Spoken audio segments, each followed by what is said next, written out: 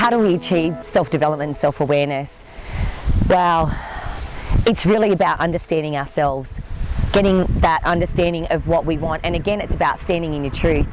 If I was working with someone who was in not a good place, I would chat with them first and see where they're at.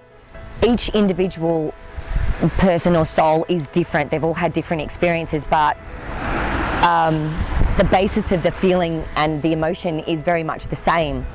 So by having an understanding of that, we really don't even need to talk about the story. It's about getting to the core of shifting that emotion and getting them to understand that. Once I've secured that, then I will put together a program for that person individually, if I'm working with them on a one-on-one basis. If we're doing a group session or we're doing it in a group, then it's a basic understanding of, it's a basic understanding of the tools of, how we can implement that change within our own lives. Where do I get this from is probably a question that you might be asking. I don't have any credentials. I'm not a psychologist. I'm not a counsellor. I haven't learnt any therapy. All my understanding and my knowledge is from experiences in my own life. Most of all, what I get from spirit.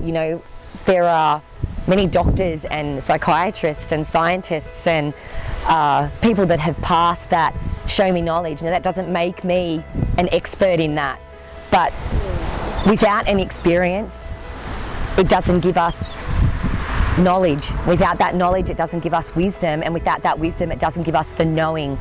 So I have had to experience these things in my life to have a full awareness and understanding of how I move from that place to that place.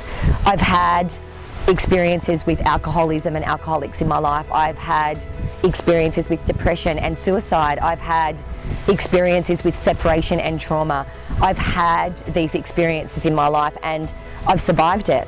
And if I can survive it, anyone can survive it. Anybody can survive it.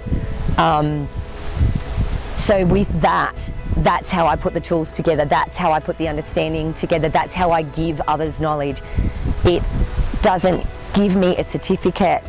It doesn't give me human credibility on paper, but it gives me credibility in the sense that I've survived it.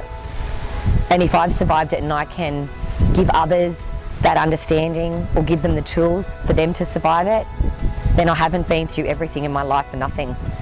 I've been through it so that I can help others, that I can give them an understanding of being who they are and being comfortable with who they are and loving who they are, regardless of their size, race, imperfection that others think is an imperfection.